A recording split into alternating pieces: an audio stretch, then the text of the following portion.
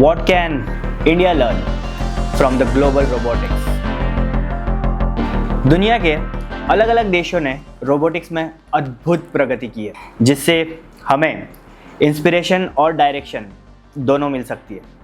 आइए कुछ प्रमुख ग्लोबल हाइलाइट्स पर नज़र डालें। साउथ कोरिया सबसे तेज़ ऑटोमेशन अपनाने वाले देशों में नंबर 1। यहाँ मैन्युफैक्चरिंग सेक्टर में हर 10,000 वर्कर्स पर 1,012 रोबोट्स काम करते हैं, which is more than by any other country. जो विश्व में हाईएस्ट रोबोट्स डेंसिटी है। भारी निवेश यानी इन्वेस्टमेंट और एजुकेशन ने कोरिया को इस मकाम तक पहुंचाया है, जहां इलेक्ट्रॉनिक्स और ऑटोमोबाइल इंडस्ट्री रोबोट्स के भरोसे चलते हैं। इसके बाद आता है जापान, रोबोटिक्स का पायनियर। 1960 से 1970 के दशक तक जापान ने इंडस्ट्रियल रोबोट्स पर काम करना शुरू किया। पहला ह्यूमनॉइड वाबॉट 1 साल तकरीबन 1970 में यहीं जापान में बना। आज जापान ना सिर्फ रोबोट्स बल्कि दुनिया के 45% इंडस्ट्रियल रोबोट्स को मैन्युफैक्चर करता है। यानी वे केवल रोबोट्स बनाते नहीं, रोबोट्स से संबंधित सारी चीज़ों को मैन्युफैक्चर भी करते हैं। होंडा का असीमो ह्यूमनॉइड और सॉफ्टबैंक का पेपर रोबोट दोनों मशहूर उदाहरण जापान से ही है। जापान में रोबोट्स फैक्ट्री के साथ साथ हॉस्पिटैलिटी और एल्डर्स केयर में भी रोबोट्स प्रयोग हो रहे हैं। इसके बाद आता है यूएसए। अमेरिका ने रोबोट्स को एक नई हदों तक पहुंचाया है। नासा के मार्स रोवर्स यानी स्पिरिट, अपॉर्चुनिटी, क्यूरियोसिटी और परसिवरेंस मंगल ग्रह पर घूमकर एक्सप्लोरेशन कर रहे हैं। ये इंसान द्वारा नियंत्रित अद्भुत रोबोट्स हैं जो दूसरे प्लैनेट्स पर रिसर्च कर वहाँ से डेटा भेज रहे हैं और जो यहाँ पे हमारे साइंटिस्ट एनालाइज कर रहे हैं। यूएस बेस्ड कंपनीज जैसे बॉस्टन डायनामिक्स ने कुछ ऐसे अजाइल रोबोट्स बनाए हैं जो दौड़ते हैं, एक्टिविटीज़ करते हैं, छलांग लगाते हैं और बिग टेक कंपनी जैसे गूगल, टेस्ला, अमेजॉन एआई और रोबोटिक्स को मिलाकर self driving cars, warehouses और काफ़ी अलग अलग तरीके के रोबोट्स डेवलप कर रहे हैं। हेल्थ केयर में भी अमेरिका में हर साल हज़ारों सर्जरीज रोबोट्स की मदद से होती है और सैन्य क्षेत्र यानी डिफेंस फील्ड में ड्रोन्स और ऑटोनोमस व्हीकल्स पर प्रेजेंट में काफ़ी रिसर्च चल रही है। अब बात करते हैं यूरोप की।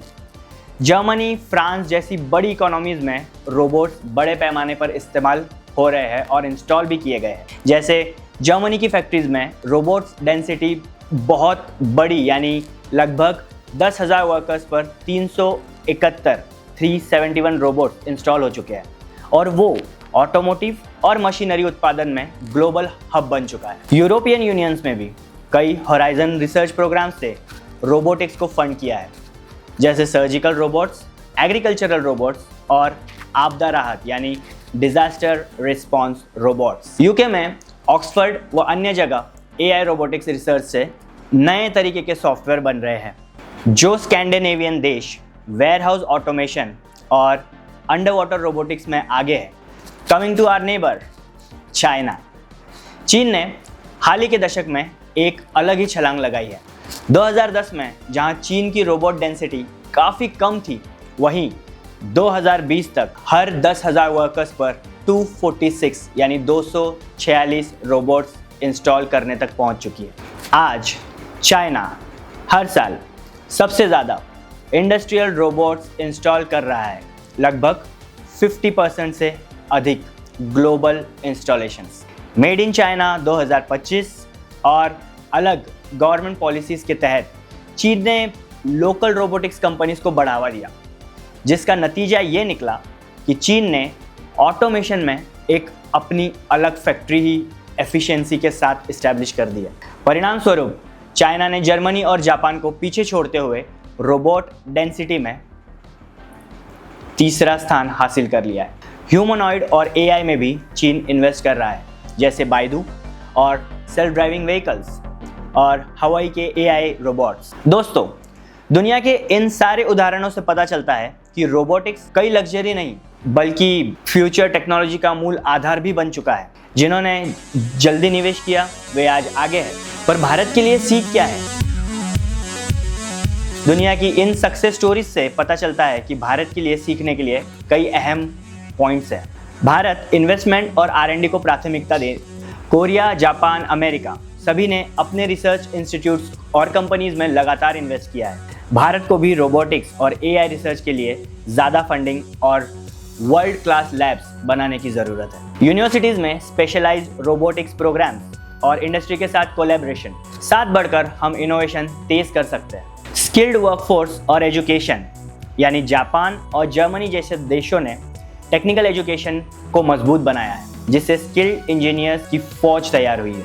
हमें अपने इंजीनियर्स, टेक्नीशियंस को रोबोटिक्स की ट्रेनिंग देनी होगी। स्कूल स्तर पर स्टेम यानी science, technology, engineering and mathematics, इन सारे सब्जेक्ट्स को प्रमोट करना होगा। जैसे अभी हजारों अटल टिंकरिंग लैब्स चल रहे हैं, इन्हें हमें जारी रखना चाहिए ताकि आने वाली पीढ़ी रोबोट रेडी हो। एंटरप्रेन्योरशिप और स्टार्टअप्स को बढ़ावा देना होगा।